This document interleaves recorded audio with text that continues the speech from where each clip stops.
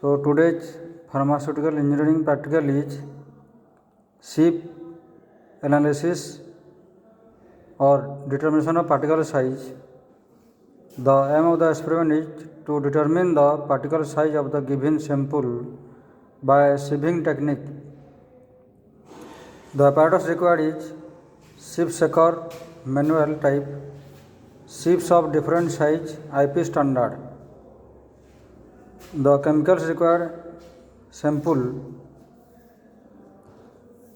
Then the principle is sieve analysis is the size separation method used to determine the average particle size of a given powder. This is the different types of sieves of IP standard. First one in the above 6 number sieves, then 8 number, then 12 number, then 16, then 22, then 40, at last 60 number sieves were kept vertically. This is the sieve shaker machine. Sieve shaker machine.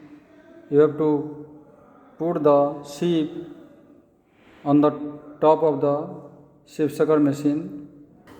Now keep the sieves above the sieve shaker machine and clamped on the upper part of the sieve set.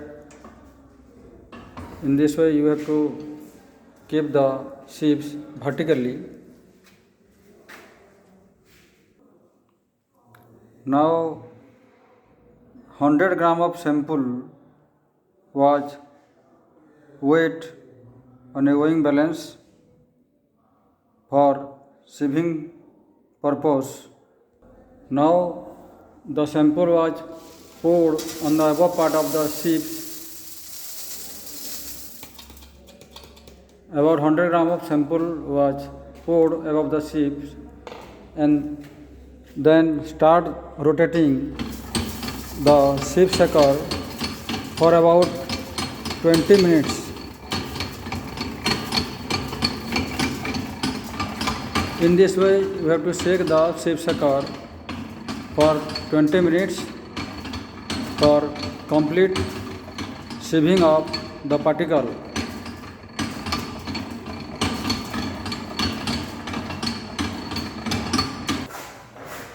Now the tabulation will be drawn.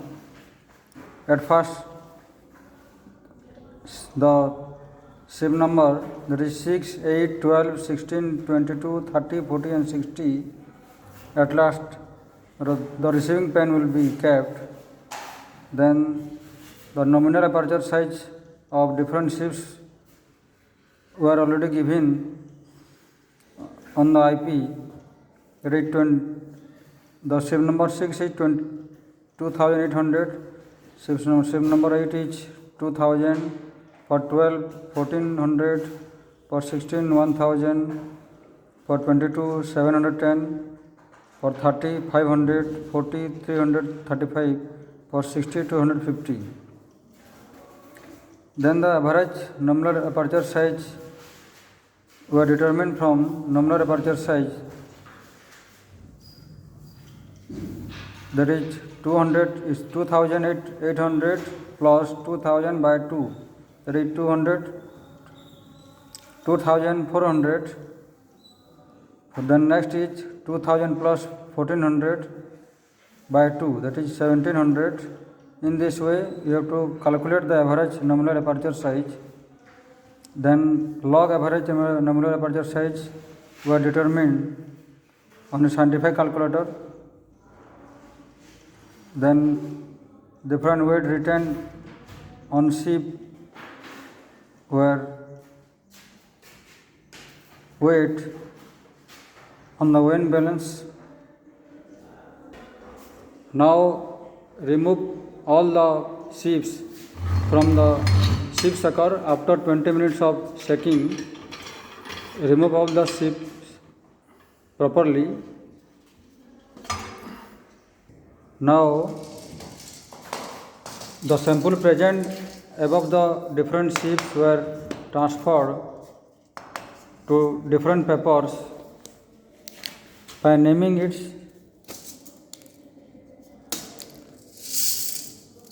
name the sheaves. In this way you have to remove the sample present over the sheaves to the different papers.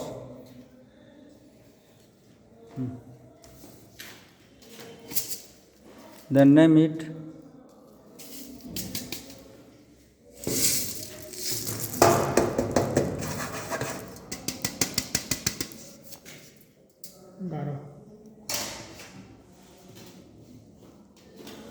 In this way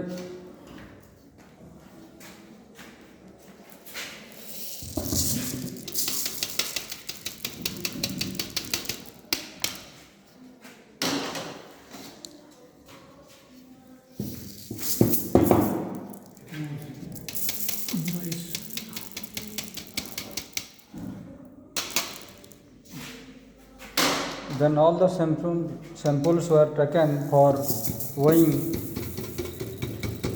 on the weighing balance.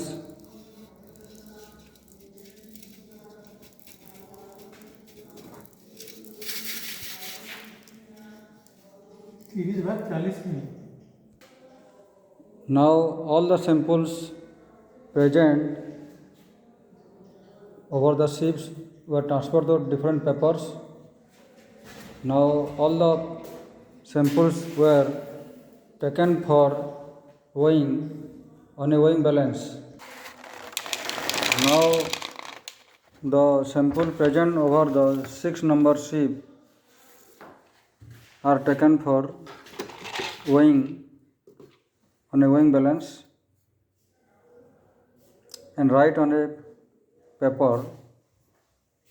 Now transfer the sample present over sheet number 8 and taken for weighing. In this way you have to weigh all the samples. Now again come to the tabulation part.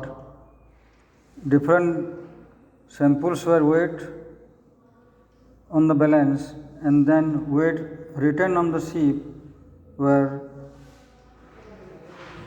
written on the tabulation part. This is the different weight of sample in different sheets. You have to write all the samples in gram, then determine the percentage weight written on the sheets. Then commodity percent oversize will be determined. This is 13.501 gram is present over the sheaves, that is sheet number 6. So this is the commodity percent oversize. Then commodity percent oversize, this is 18.94. This minus this is this plus this is this, then this plus this is this, in this plus this is this. In this way you have to calculate the commodity percent oversize. This plus this plus this plus this, then this plus this, then this plus this. In this way you have to calculate the commodity percent oversize. Then commodity percent undersize will be determined by subtracting this amount from 100 gram. So 100 minus 13.501 is equal to this. Then 100 minus 18.94 is this. You have to subtract all these ingredients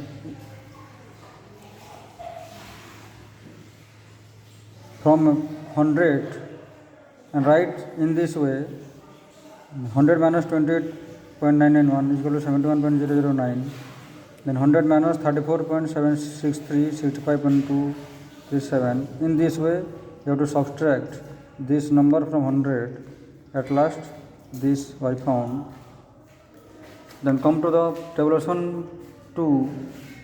The average nominal aperture size it is brought from the above part from this column. This column will be written in this way. Then summation D. This is the D. Summation D. You have to that is 7,490. Then wait, return on SIP. This column is also brought from the above tabulation. So this is the summation N. This, then weight size. This weight size will be determined by multiplying the D into N, this into this. In this way, you have to multiply all the numbers. In this way, you have to determine the weight size, that is ND. So summation ND is this. Then the calculation, last part is the calculation part. The average particle size D average will be determined by dividing summation ND by summation N. At last, the average particle size was found. This is the average particle size. Now come to the graph part. A graph will be made in this way. On x-axis, this is the x-axis, this is the y-axis. On x-axis,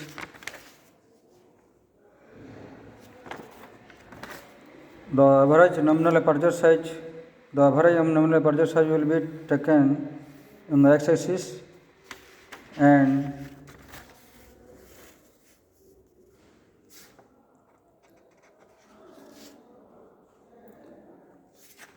on y-axis, this is y1, this is y2, or in this way you have to take the oversize, commutative percent oversize.